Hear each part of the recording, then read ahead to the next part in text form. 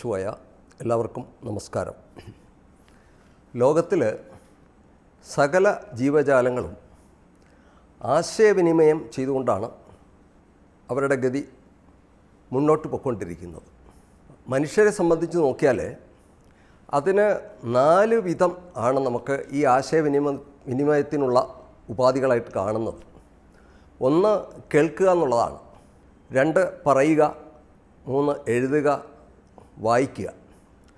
ഇങ്ങനെ 4 തരത്തിലാണ് മനുഷ്യരെ സംബന്ധിച്ച് ആശയവിനിമയം ലോകത്ത് കൊടുത്തുകൊണ്ടിരിക്കുന്നത്.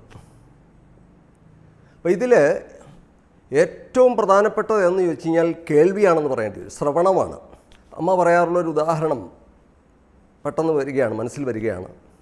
അതായത് മനുഷ്യനെ സൃഷ്ടിച്ചപ്പോൾ ഒരു മുഖം, അതേപോലെ തന്നെ ആ മുഖത്ത് ഒരു വായ, 2 ചെവികൾ, ഇതാണ് കൊടുത്തിരിക്കുന്നത്.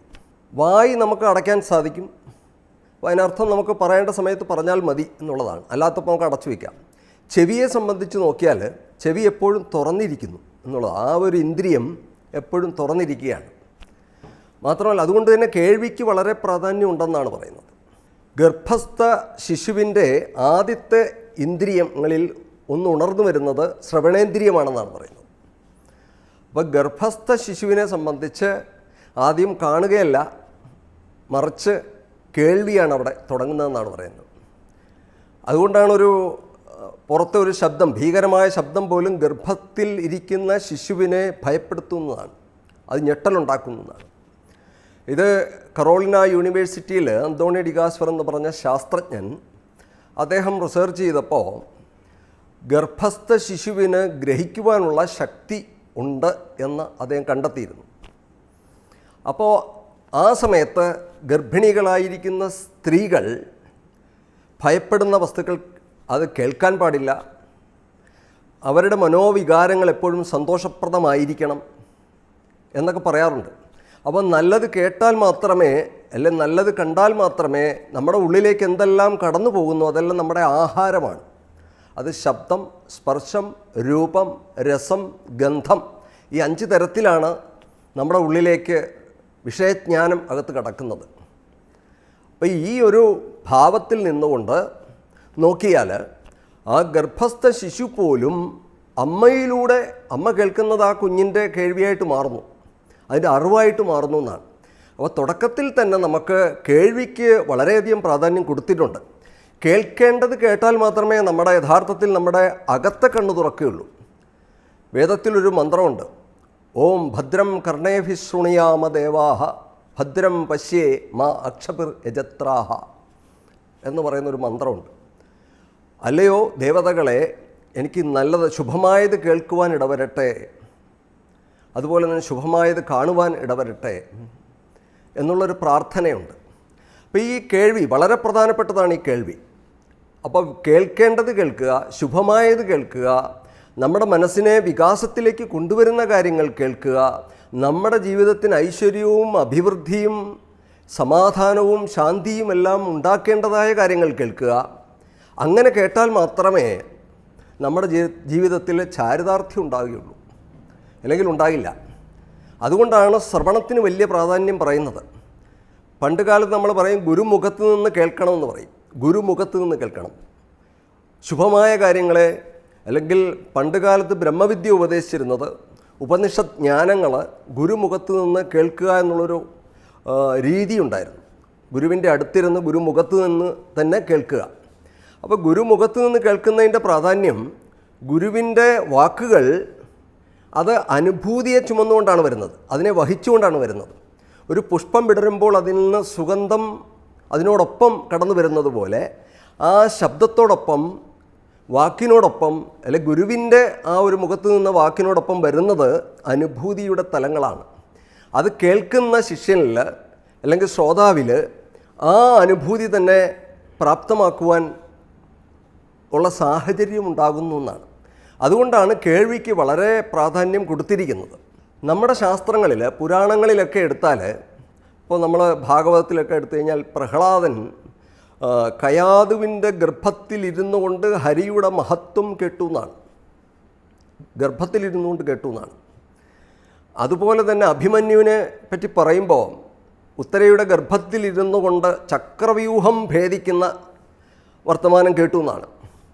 അപ്പോൾ ഇതൊക്കെ ഇങ്ങനെ ഒരുപാട് ഉദാഹരണങ്ങൾ നമ്മുടെ പുരാണങ്ങളിൽ ഇതിഹാസങ്ങളിലൊക്കെ നോക്കിയാൽ നമുക്ക് കാണാൻ സാധിക്കുന്നുണ്ട്. അപ്പോൾ അതിൻ്റെ അർത്ഥം നമ്മുടെ ജീവിതത്തിൽ ശുഭമായ കാര്യങ്ങൾ കേട്ടാലേ നമ്മുടെ വ്യക്തിത്വം, യഥാർത്ഥത്തിലുള്ള വ്യക്തിത്വം വാർക്കപ്പെടുകയുള്ളൂ. അപ്പോൾ യഥാർത്ഥ വ്യക്തിത്വ രൂപീകരണത്തിന് ഏറ്റവും നമ്മളെ സഹായിക്കുന്ന ഒരു മാധ്യമമാണ് ശ്രവണം എന്നുള്ളത്. അപ്പോൾ അത് നല്ലത് വേദങ്ങളിൽ നിന്നാണെങ്കിലും നമ്മുടെ ആദ്യം ശ്രവിച്ചു എന്നാണ്. ഋഷീശ്വരന്മാർ വേദതത്വങ്ങളെ ആദ്യം ശ്രവിച്ചു എന്നാണ്.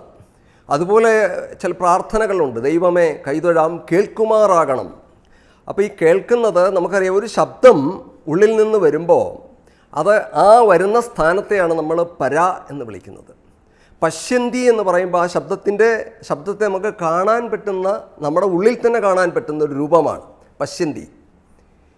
അതുപോലെ മധ്യമ ചുണ്ടുകളിൽ വരുമ്പോൾ, വൈഖരി പുറത്തേക്ക് വരുമ്പോൾ, അപ്പോൾ ആ ഒരു ശബ്ദം ഉള്ളിൽ നിന്ന് വരുന്ന ആ ശബ്ദം അതിൻ്റെ ഗന്ധത്തെ ഒരു പുഷ്പം അതിൻ്റെ ഗന്ധത്തെ കൊണ്ടുവരുന്നത് പോലെ അനുഭൂതികളെ പുറത്തേക്ക് കൊണ്ടുവരികയാണ്. അതുകൊണ്ടാണ് നമ്മൾ നല്ലത് കേൾക്കണമെന്ന് പറയുന്നത്.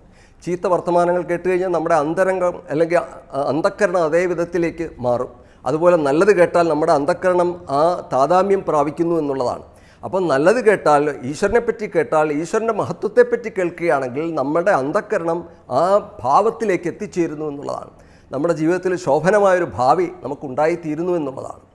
അതുകൊണ്ട് തീർച്ചയായിട്ടും നമ്മൾ വേദങ്ങളിൽ നിന്നും നമ്മുടെ ഇതിഹാസങ്ങളിൽ നിന്നും ഒക്കെ നമ്മൾ പഠിക്കേണ്ട ഒരു പാഠം എന്താണെന്ന് വെച്ചാൽ, ആദ്യമേ തന്നെ തുടക്കത്തിൽ തന്നെ ചെറുപ്പകാലം മുതൽ നല്ലത് കേൾക്കുവാനുള്ള ഒരു ശീലമുണ്ടായാൽ ഈ സമൂഹത്തെ സംസ്കാര സമ്പന്നമാക്കണമെങ്കിൽ അതല്ലാണ്ട് മറ്റൊരു മാർഗവും ഇല്ല എന്നുള്ളതാണ്.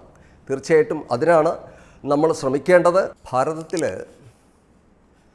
ഭക്തി സാഹിത്യത്തിൽ വളരെ പ്രധാനപ്പെട്ട ഒരു പങ്കാണ് കീർത്തനത്തിനുള്ളത്. ആ കീർത്തനത്തിൽ ഈശ്വരൻ്റെ മഹത്വമാണ് അല്ലെങ്കിൽ ഗുണങ്ങളെയാണ് നമ്മൾ അത് കീർത്തിക്കാൻ ശ്രമിക്കുന്നത്. അങ്ങനെ കീർത്തിക്കാൻ ശ്രമിക്കുമ്പോൾ ആ ഈശ്വരന് നമ്മൾ എന്തെല്ലാം ഗുണങ്ങൾ കൽപ്പിക്കുന്നുവോ അതെല്ലാം നമ്മുടെ ഉള്ളിൽ ഉണർത്താനാണ് ആ ശബ്ദം പര്യാപ്തമാകുന്നത്, അല്ലെങ്കിൽ അതിന് നമ്മളെ സഹായിക്കുന്നത്. അപ്പോൾ കീർത്തിക്കുമ്പോൾ, ഈശ്വരനെ കീർത്തിക്കുമ്പോൾ അതിൻ്റെ ഗുണം സത്യത്തിൽ ഈശ്വരനല്ല, നമുക്ക് തന്നെയാണ്. നമ്മുടെ ഉള്ളിലെ ഉറങ്ങിക്കിടക്കുന്ന ശക്തികളെ ഉണർത്താൻ അതിന് സാധിക്കുന്നു എന്നുള്ളതാണ്. നല്ല ഗുണങ്ങളെ പുറത്തേക്ക് കൊണ്ടുവരുവാൻ അത് സഹായിക്കുന്നു എന്നുള്ളതാണ്. അതുകൊണ്ട് കീർത്തനങ്ങൾക്ക് വലിയ പ്രാധാന്യം നമ്മുടെ ഭക്തിശാസ്ത്രത്തിൽ കൊടുത്തിട്ടുണ്ട്. അതുകൊണ്ടാണ് ഇതിഹാസങ്ങളിലും പുരാണങ്ങളിലും ഒക്കെ എടുത്താൽ ധാരാളം കീർത്തനങ്ങൾ, സ്തുതികൾ, ശ്ലോകങ്ങൾ ഇതെല്ലാം നമുക്ക് കാണാൻ സാധിക്കുന്നുണ്ട്. അപ്പോൾ അത്തരം സ്തുതികളിലൂടെയൊക്കെ നമ്മുടെ ഉള്ളിലെ ഗുണങ്ങളെ ഉണർത്തുക എന്നുള്ള വലിയൊരു ഉദ്ദേശം, ലക്ഷ്യം അതിൻ്റെ പിന്നിലുണ്ട്.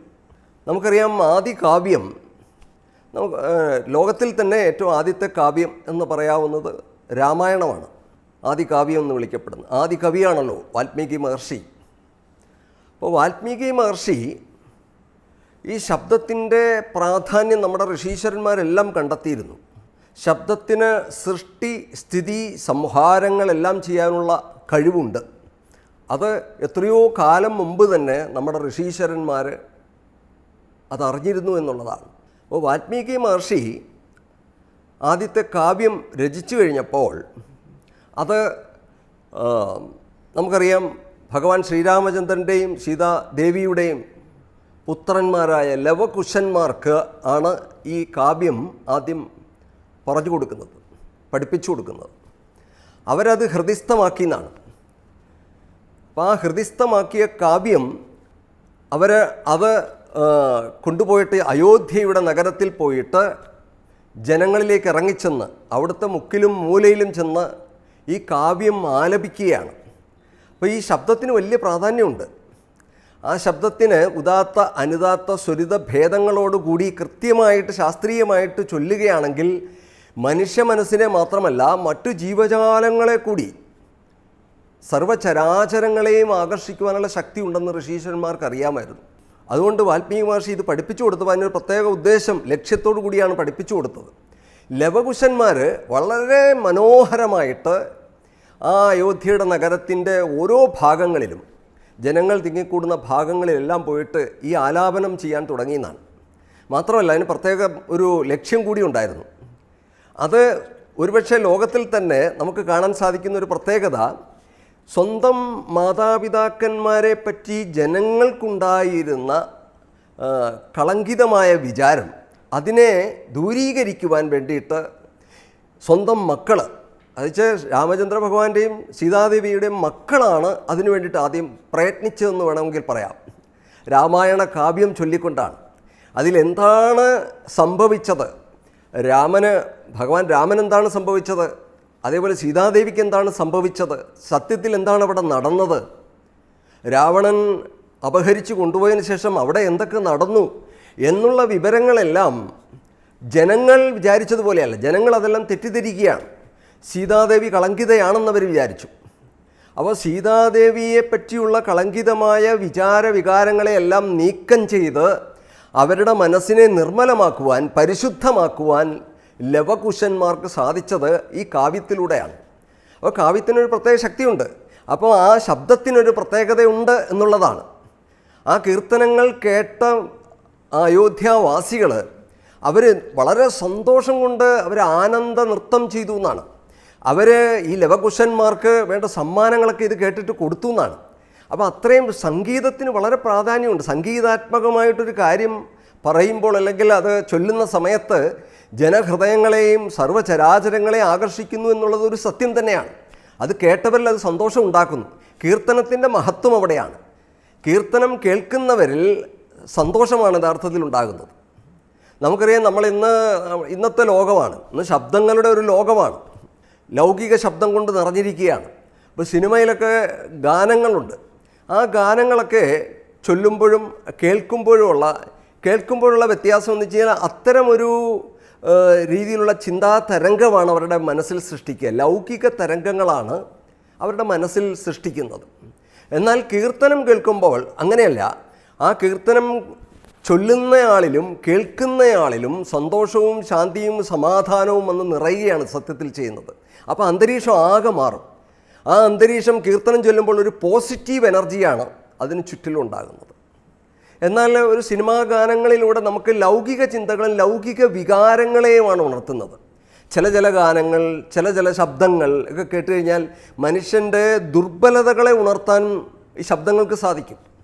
അതുകൊണ്ടാണ് നമ്മൾ സിനിമയൊക്കെ എടുക്കുമ്പോൾ, സീരിയലുകളൊക്കെ എടുക്കുമ്പോൾ വളരെ ശ്രദ്ധിച്ച് വേണമെന്ന് പറയും. ആ ശബ്ദങ്ങൾ അവരെ സ്വാധീനിക്കുന്നുണ്ട്, കേൾക്കുന്നവരെ സ്വാധീനിക്കുന്നുണ്ട്. അവരുടെ ഉള്ളിലെ ദുർവികാരങ്ങളെ ഉണർത്താൻ കൂടി പര്യാപ്തമായതുകൊണ്ട് അത്തരം ശബ്ദങ്ങളിലൂടെ ആ ശബ്ദങ്ങൾ കേൾക്കുന്നവർ വളരെയധികം ശ്രദ്ധിച്ച് വേണം വേണ്ടതേതാണ് വേണ്ടാത്തതേതാണെന്ന് തിരിച്ചറിഞ്ഞ് വേണം കേൾക്കാൻ എന്നുള്ളതാണ്.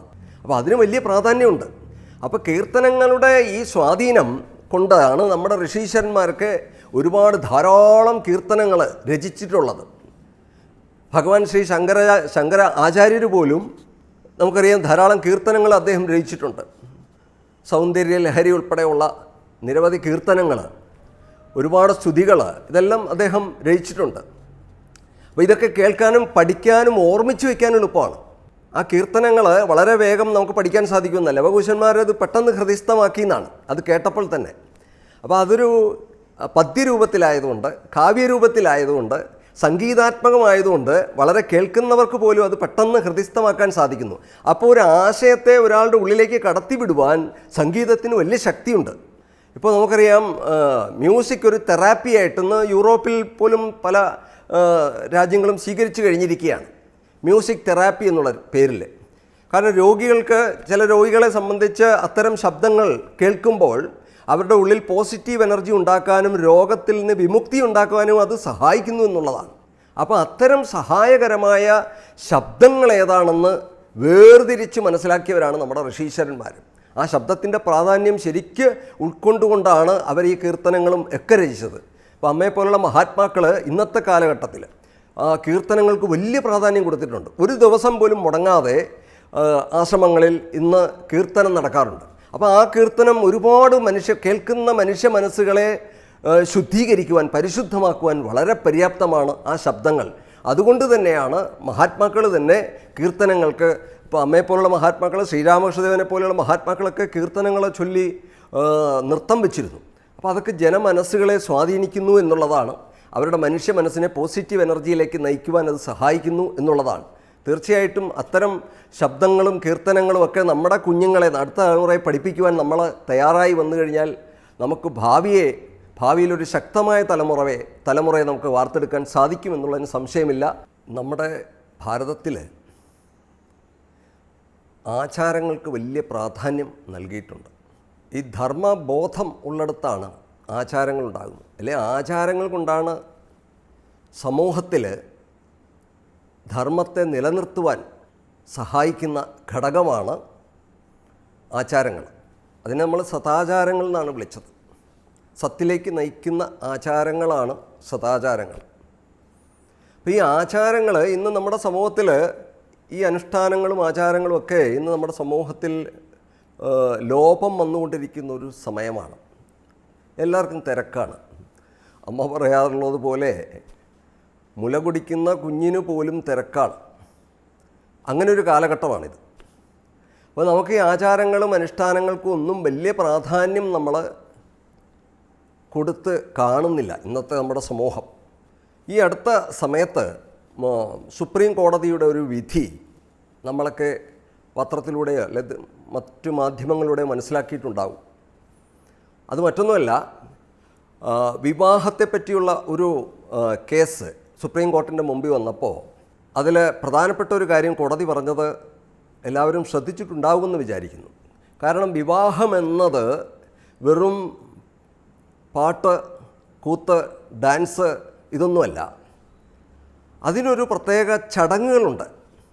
ആ ചടങ്ങുകൾക്കൊരു പ്രത്യേകതയുണ്ട്. ആ ചടങ്ങുകളോട് കൂടാതെ അതൊരു വിവാഹമായിട്ട് അംഗീകരിക്കാൻ സാധിക്കില്ല എന്ന ഒരു വിധിയാണ് കോടതി കൊണ്ടുവന്നത്. കാരണം അതിനൊക്കെ ഒരു പ്രാധാന്യമുണ്ടത്. അപ്പം നമ്മുടെ ഭാരതീയ സംസ്കാരത്തിൽ, കുടുംബസങ്കല്പത്തിൽ വളരെ പ്രധാനപ്പെട്ട ഒന്നാണ് ഈ വിവാഹ ജീവിതമൊക്കെ. അപ്പോൾ അതെല്ലാം നമ്മൾ ജീവിതത്തെ മുഴുവൻ യജ്ഞമായിട്ട് കണ്ടവരാണ് നമ്മൾ ഭാരതീയർ. യജ്ഞസങ്കല്പം എന്ന് പറഞ്ഞാൽ എല്ലാത്തിനെയും ആരാധനയോടുകൂടി കണ്ടതാണ്. നമ്മുടെ സകല കർമ്മങ്ങളും ഈശ്വര ആരാധനയായി തീരണം എന്നുള്ളതാണ് ഈ ആചാരങ്ങളുടെ എല്ലാ ഉദ്ദേശം. മാത്രമല്ല നമ്മുടെ ജീവിതം മുഴുവൻ ആ സ്മരണ ഓരോ കർമ്മങ്ങളിലും നമുക്ക് നിലനിർത്തുവാൻ അത് സഹായിക്കുന്നു എന്നുള്ളതാണ്. ആചാരങ്ങളിലൂടെ അത് സഹായിക്കുള്ളൂ. ഇപ്പോൾ വിവാഹം തുടങ്ങിയ കർമ്മങ്ങളിൽ നമുക്കറിയാം, പണ്ട് കാലങ്ങളിൽ വിവാഹിതരാകാൻ പോകുന്ന ദമ്പതികൾ അവർ കുറേ ആചാരങ്ങൾ ചെയ്തിരുന്നു. അവർക്ക് അനുഷ്ഠാനങ്ങളുണ്ടായിരുന്നു, വ്രതാനുഷ്ഠാനങ്ങളുണ്ടായിരുന്നു. അതിനുശേഷമാണ് വിവാഹവേദിയിൽ തന്നെ പോകുന്നത്. എല്ലാവരുടെയും അനുഗ്രഹങ്ങൾ അവർ ഏറ്റുവാങ്ങിയിരുന്നു. മുതിർന്നവരുടെ, മാതാപിതാക്കന്മാരുടെ, അതിന് മുതിർന്ന ബന്ധുജനങ്ങളുടെ എല്ലാം അവരുടെ പാദം തൊട്ട് വന്നിച്ച് അവർക്ക് വസ്ത്രം നൽകി അവരെല്ലാം കൈ ഉയർത്തി ഇവരെ അനുഗ്രഹിക്കുന്ന ചടങ്ങുകളുണ്ടായിരുന്നു. അങ്ങനെയുള്ള ചടങ്ങുകളൊക്കെ വളരെ പ്രധാനപ്പെട്ടതാണ്. അത് നമ്മുടെ ഭാരതത്തിലെ ഏത് ചടങ്ങുകൾ എടുത്താലും അതിൻ്റെ പിന്നിൽ ഇത്തരം ആചാരങ്ങൾ കാണാം. ഒരാൾ വീട് വെച്ച് കയറുകയാണ്, ഗൃഹപ്രവേശനം എന്ന് പറഞ്ഞൊരു ചടങ്ങാണ്. ആ ചടങ്ങിൽ നമ്മൾ എന്താ ചെയ്യുന്നത്? എല്ലാവരെയും നമ്മൾ ക്ഷണിക്കുന്നു, അയൽപക്കക്കാരെയൊക്കെ വിളിക്കുന്നു, ചുറ്റിലുമുള്ളവരെല്ലാം വിളിക്കുന്നു. പിന്നെ ആ കെട്ടിടം ഉണ്ടാക്കിയ മേസ്തിരിമാരെയും മറ്റും ആശാരിമാരെയും എല്ലാം വിളിച്ചിട്ട് അവർക്ക് വസ്ത്രം കൊടുക്കുന്നു, ദക്ഷിണ കൊടുക്കുന്നു. അതുപോലെ വരുന്നവർക്കെല്ലാം അന്നം കൊടുക്കുന്നു. ഇങ്ങനെയെല്ലാം കൊടുത്തിട്ട് ആ ഗൃഹപ്രവേശനം ചെയ്യുന്ന ചടങ്ങിൽ നമുക്കറിയാം, നിലവിളക്ക് കൊളുത്തി പാലുകാച്ചൽ എന്ന് പറഞ്ഞ ചടങ്ങുണ്ട്. അതിനകത്ത് വലിയ തത്വമുണ്ട്. ആ പാല് കാച്ചി നമ്മൾ ആ പാല് ഉറയൊക്കെ ഒഴിച്ചിട്ടാണല്ലോ നമ്മൾ അതിൽ നിന്ന് നമ്മൾ തൈര്, വെണ്ണ, നെയ്യ് ഇതൊക്കെ നമ്മൾ പുറത്തേക്ക് എടുക്കുന്നത് അതിൽ നിന്നാണല്ലോ. അപ്പോൾ നമ്മുടെ ജീവിതം ആ ഗൃഹപ്രവേശന സമയത്ത് നമ്മൾ ഗൃഹത്തിലേക്ക് പ്രവേശിക്കുന്നതിൻ്റെ പിന്നിൽ പോലും വലിയൊരു ലക്ഷ്യമുണ്ട്.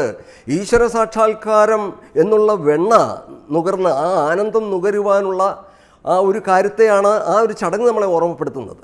അപ്പോൾ അതിലെല്ലാം ഈശ്വര സ്മരണ നിലനിർത്തുവാൻ സഹായിച്ചിരുന്നു എന്നുള്ളതാണ്.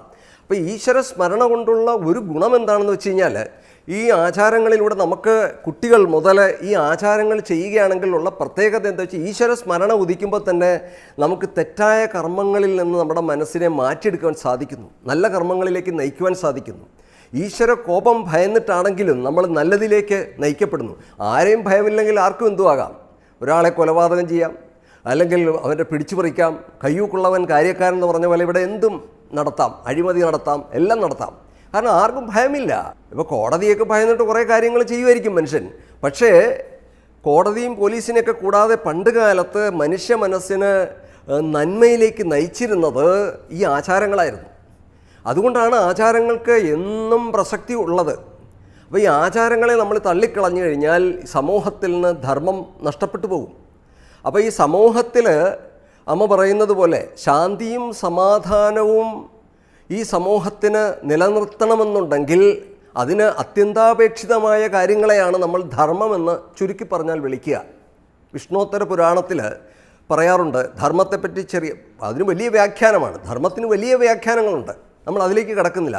ഒരു ചെറിയ രീതിയിൽ ധർമ്മത്തെപ്പറ്റി വിഷ്ണോത്തര പുരാണം പറയുന്നത് ഇപ്രകാരമാണ്: എനിക്ക് ഹിതമായ ഒരു കാര്യം ഞാൻ മറ്റൊരാൾക്ക് ചെയ്യാവുള്ളൂ, എനിക്ക് ഹിതമായിരിക്കണം അത്. എനിക്ക് അഹിതമായൊരു കാര്യം ഞാൻ മറ്റുള്ള ആൾക്ക് ചെയ്യാൻ പാടില്ല എന്നുള്ള ഇത് ധാർമ്മികമായൊരു വശമാണ്. പാപായ പരോപകാരായ പുണ്യായ പാപായ പരപീഠനം എന്ന് വ്യാസമഹർഷി പറഞ്ഞിട്ടുണ്ട് ധർമ്മശാസ്ത്രത്തെപ്പറ്റി. അപ്പോൾ മറ്റുള്ളവർക്ക് ഉപകാരം ചെയ്യുന്നതാണ്, അന്യനെ ദ്രോഹിക്കുന്നതല്ല ധർമ്മം, മറ്റുള്ളവർക്ക് ഉപകാരം ചെയ്യുന്നതാണ്. അപ്പോൾ നമുക്ക് ഹിതകരമായത് വേണം നമ്മൾ മറ്റുള്ളവർക്ക് ചെയ്യാൻ എന്നുള്ളതാണ്. നമുക്ക് അഹിതമായിട്ടുള്ളത് ഒരിക്കലും ചെയ്യാൻ പാടില്ല എന്നുള്ളതാണ്. ഇത് ധർമ്മത്തിൻ്റെ ചെറിയൊരു പാഠമാണ്. എന്നാൽ എനിക്കിഷ്ടപ്പെട്ടത് മറ്റൊരാൾക്ക് ചെയ്യണമെന്നല്ല അത് പറഞ്ഞത്, എനിക്ക് ഹിതമായതെന്നാണ്. കാരണം എൻ്റെ ഭാവിക്ക് നല്ലത് ഏതാണോ, എൻ്റെ ജീവിതത്തിലെ അഭ്യുന്നതിയും ശ്രേയസ്സും നന്മയും ഐശ്വര്യവും എല്ലാം ഉണ്ടാക്കുന്നത് ഏതാണോ അതാണ് ഹിതം എന്ന് പറഞ്ഞത്. അവിടെ ഹിതം എന്നുള്ള വാക്കുപയോഗിച്ചതാണ്. എൻ്റെ നന്മയ്ക്ക് ഉതകുന്നതാണത്. എൻ്റെ നന്മയ്ക്ക് ഏതെല്ലാം കാര്യങ്ങൾ ഉതകുന്നുവോ അതെല്ലാമാണ് ഹിതമായിട്ടുള്ളത്. ഇഷ്ടം എന്ന് പറഞ്ഞാൽ എനിക്ക് പലതും ഇഷ്ടമാകാം. കള്ളുപിടിക്കുന്ന ഇഷ്ടമാകുന്ന ചില ആൾക്കാരുണ്ടാവും, അല്ലെങ്കിൽ ചീത്ത കർമ്മങ്ങളിലേക്ക് പോകുന്ന അത് ഇഷ്ടപ്പെടുന്ന ആൾക്കാരുണ്ടാവും. ആ ഇഷ്ടം മറ്റുള്ളവർക്ക് കൊടുക്കുക എന്നുള്ളതല്ല. നമുക്ക് അതാണ് അവിടെ പ്രത്യേകം പറഞ്ഞത്, ഹിതകരമായ കാര്യങ്ങൾ മാത്രമേ, നമുക്ക് ഹിതകരമായ കാര്യങ്ങൾ മാത്രമേ നമ്മൾ മറ്റുള്ളവർക്ക് കൊടുക്കാൻ പാടുള്ളൂ എന്നുള്ളതാണ്.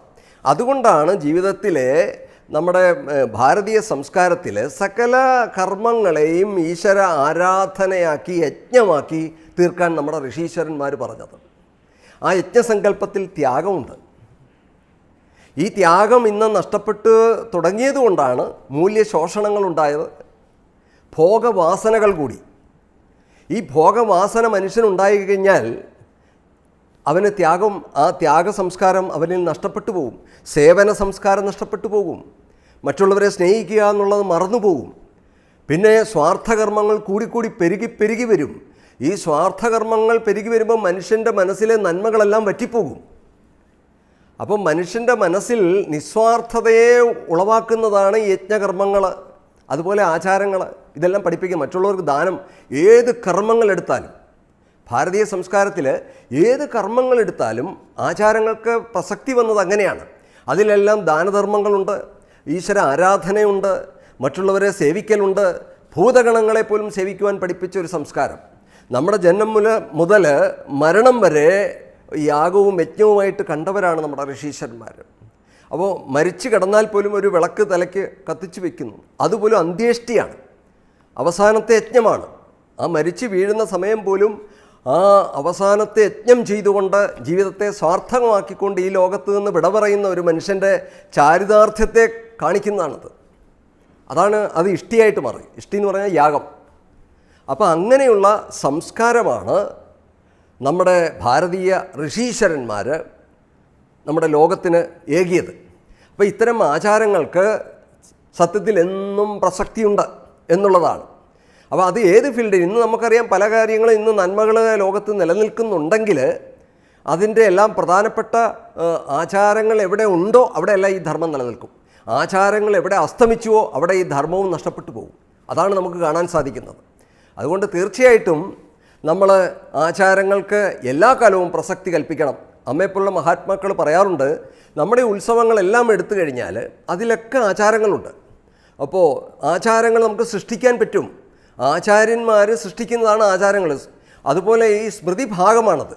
സ്മൃതി ഭാഗം എന്ന് പറഞ്ഞാൽ കാലദേശങ്ങൾക്കനുസരിച്ചിട്ട് മഹാത്മാക്കൾ ലോകത്തിന്, അവർ മഹാത്മാക്കൾ ചെയ്യാൻ നിസ്വാർത്ഥന്മാരാണ്, സ്വാർത്ഥതയില്ലാത്തവരാണ്, തനിക്ക് വേണ്ടി ഒന്നും ചെയ്യാൻ കഴിയാത്തവരാണവർ. അവർ ചെയ്യുന്നതെല്ലാം ലോകത്തിന് വേണ്ടിയിട്ടാണ്. അങ്ങനെയുള്ള മഹാത്മാക്കൾ എന്താണോ നമുക്ക് പറഞ്ഞു തരുന്നത് അതാണ് ശരിയായിട്ടുള്ള ആചാരങ്ങൾ. അതാത് കാലഘട്ടത്തിലെ മഹാത്മാക്കൾ നമുക്കെന്ത് പറഞ്ഞു തരുന്നോ ആ ആചാരങ്ങളെ നമ്മൾ പിന്തുടരുകയാണെങ്കിൽ തീർച്ചയായിട്ടും നമ്മുടെ കുടുംബങ്ങളിലും സമൂഹത്തിലും ശാന്തിയും സമാധാനവും ഈ രാഷ്ട്രത്തിലും ലോകത്തിനും ഉണ്ടാകും. മഹാത്മാക്കൾ വരുന്ന ഈ ലോകത്തിന് മുഴുവനായിട്ടാണ്. അപ്പോൾ അത്തരം കർമ്മങ്ങളിലൂടെ തീർച്ചയായിട്ടും നമുക്ക് ഈ ആചാരങ്ങളെ നമുക്ക് കൊണ്ടുവരാൻ സാധിക്കും. അതിനെല്ലാവർക്കും കഴിയട്ടെ എന്ന് പ്രാർത്ഥിക്കുന്നു. നന്ദി.